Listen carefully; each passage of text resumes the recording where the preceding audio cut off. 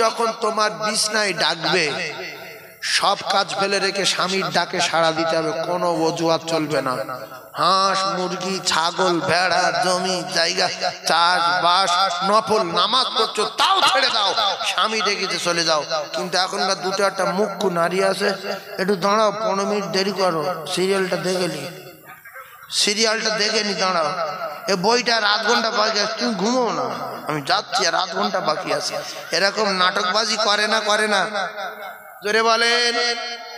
আল্লাহর নবী বলেছে যদি কোনো স্বামী তার স্ত্রীকে বিছনায় ডাকে, যদি মুখ্য নারী বলে একটু দাঁড়াও যাচ্ছি একটু পরে আসছি, এই করে করে যদি না যায় দেরি করে, আর স্বামী যদি রেগে যায়, আল্লাহর কসম ওই নারীর উপরে আল্লাহর লানত বর্ষণ হয়, ফেরেশতারা বদদোয়া করে।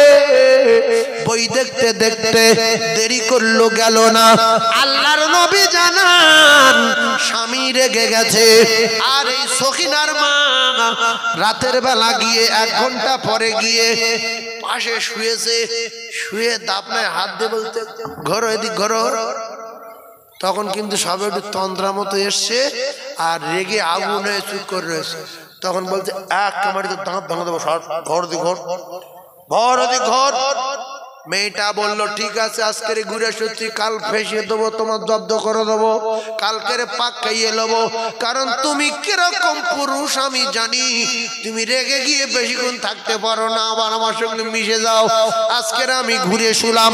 আল্লাহর কসম রাসূলুল্লাহ জানান যদি ওই নারী ঘুরে শোয়, স্বামী যদি রেগে থাকে, সারা রাত ফেরেশতারা বদদোয়া দেয়, আল্লাহ এই নারীর কপালে আগুন দাও, এই নারী ধ্বংস করো, এই নারী দোজখে দাও।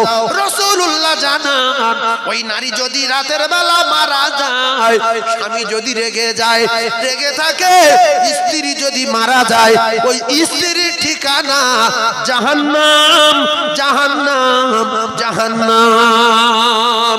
এর জন্য নবী বলেছিলেন ফাতেমা তোমার কোন ব্যবহারে আমার জামাই আলী যদি রেগে যায় আর তুমি যদি মারা যাও, স্বামী রেগে যাওয়ার পরে, তাহলে শুনে রেখে দাও আমি নবী তোমার আব্বা জান তোমার জানাজায় যাব না। এই জন্য বহু মুখ্য নারী আছে, স্বামী রেগে যায়, এ একদিকে মুখ করে শোয়, ও একদিকে মুখ করে শোয়, সকাল হয়ে যায়। আল্লাহর কসম ভাবি যদি সকাল না হয়, স্বামী রেগে যাওয়ার পরে তুমি যদি মারা যাও, তোমার ঠিকানা জাহান্নাম। এই জন্য স্বামী রেগে গেলে হাতে পায়ে ধরে খুশি করিয়ে নাও, আর যদি তানা করতে চাও, মান সম্মান যদি খুব যায়, তাহলে ডাকার সঙ্গে সঙ্গে সাঁ করে চলে যেতে হবে। এমনকি নফল নামাজ পড়ছো ছেড়ে দাও, ভাত রান্না করছো পড়ে থাক, যার ভাত সে ডাকতে যাই, পুড়ে গেলে বললো তোমার ভালোবাসায় পুড়ে গেছে, আমি কি করবো, তরকারি রাজ্য চলে যাও, উঠোন ঝাড় দিচ্ছ চলে যাও, হাঁসের গুঁড়ো দিচ্ছ চলে যাও। অনেক মুখ্য নারী বলে হাঁসের গুঁড়ো দিচ্ছি দেখতে পাও না, দাঁড়াও, গরু ঘর করে কুচে দিয়ে তোর ঘর, তোর স্বামী আগে না তোর গরু আগে। এই নারীর কাছে কি গরু আগে না স্বামী আগে? এবার গরু আগে নাকি কি তাহলে পড়ে গিয়েছে বন্ধ কি?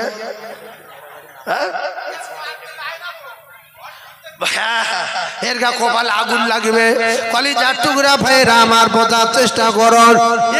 এরপরে বারবার বলতে বলছে ওই কথাটা বলে নেই, আমার সময় কম বলে আমি কোন দিকে যেতে পারছি না, হেঁটে মাটি পাচ্ছি না, কোন দিকে যাই। কলিজার টুকরা ভাইরা আমার বাবুতে কথা বলছে যে একটা বাড়িতে একটা মেয়ে শুয়ে আছে মৃত্যু শয্যায় শায়িত হয়ে, এখন ওই মেয়েটার জিভ বেরিয়ে আছে, চোখ দাঁড়িয়ে গেছে। এই কলিজার টুকরা ভাবিরা, যুবক জনেরা, ওই মেয়েটার জিভ বেরিয়ে আছে, গ্রামের মেয়েরা দেখছে বাবা কি রে হচ্ছে রে বাবা, এরা হচ্ছে কেন রে, আল্লাহ তুমি তুলে নাও, নাই ভালো করে দাও, কত রকম ডাক্তার বিভিন্ন রকম ঔষধ দিচ্ছে, কিন্তু একটা মেয়ে দাঁড়িয়ে আছে না পাক শরীরে, বিছনায় পা দিয়ে, মানে এর শরীরটা পবিত্র না, নাপাক অবস্থায় যে মাদুর বিছনা আছে আর বিছনার চাদর দেওয়া আছে, সেই কানায় পা তুলে দাঁড়িয়ে আছে, দাঁড়িয়ে বলছে বাবা রে সজিনা মা কি ভালো মেয়ে ছিল রে, আল্লাহ চোখ বেরিয়ে যাচ্ছে রে, চোখ কিন্তু এইটি বার করছে, এই বিশ্বাসঘাত নারী এই রাখতে মারি ওখান থেকে ঝাপটা দিতে পারলি যদি বুঝতে পারে। এই জন্য কোন নাপাক লোক যদি পাক বিছনায় যায়, ফেরেশতারা সব পাক। ফেরেশতারা পাক না নাপাক? যখন নাপাক লোক যাবে তখন ওই লোকের শাস্তি ডবলের চেয়ে ডবল হবে। এজন্য আমি আপনাদের বলি একটা কথা মাথায় রাখেন, যখন আপনার মা মারা যাচ্ছে, যখন আপনার ভাবি মারা যাচ্ছে, একটা কথা বলবেন, আমার মায়েরা বোনেরা যারা দেখতে এসেছেন প্রত্যেকে ওযু করে কলমা পড়তে পড়তে আসেন। যার ওযু করা যাবে না, যে পাক হবে না, সে ওই আওয়াজ শুনে সে আর ওখানে আসবে না, সে পালাবে। আমার ওযু করি কে না করি এই সুযোগ ভালো ভালো কেটে পড়ি। আর যদি কিছু না বলেন দরজা খুলে রাখেন, চরম শাস্তি হবে। ওই হুজুর আসছে, নারে তাকবীর, নারে তাকবীর, নারে তাকবীর, নারে তাকবীর। সিলসিলা হক মুসাদ্দিদুজ জামান, সিলসিলা হক মুসাদ্দিদুজ জামান, সিলসিলা হক মুসাদ্দিদুজ জামান। নারে তাকবীর, নারে তাকবীর। আমার সোনার চাঁদ ভাই হুজুর কেবল এসেছেন, তাহলে বেটা ছেলে হোক মেয়ে ছেলে হোক, নাপাক অবস্থায় ওই চাদরে ওই পাটিতে আমরা কারু।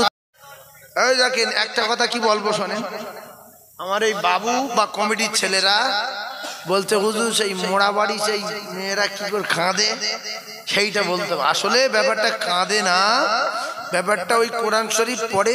সেই জন্য আমি একটা মহিলা মাদ্রাসা করেছি, মাদ্রাসাতুল বানাত, যাতে করে মেয়েরা সহি শুদ্ধভাবে কোরআন শরীফটা তেলাওয়াত করতে পারে, শরিয়াত সম্মত কিছু শেখে, শরিয়াত বোঝে, দিন বোঝে, স্বামীর পাওয়ার বোঝে, শ্বশুরের ক্ষমতা বোঝে, শাশুড়ির কদর বোঝে। না তো শুধু এক পিঠে লেখাপড়া শিখলে ও পিঠ অন্ধকার, ও স্বামীর জেল খাটাবে, শ্বশুরের মুখে চড় মারবে, শাশুড়ির জেল খাটাবে, এরকম হচ্ছে না, হয় না। এই জন্য ইলম যদি না থাকে, পাওয়ার ইলমের ক্ষমতা যদি না বোঝে, কিতাবে লেখা আছে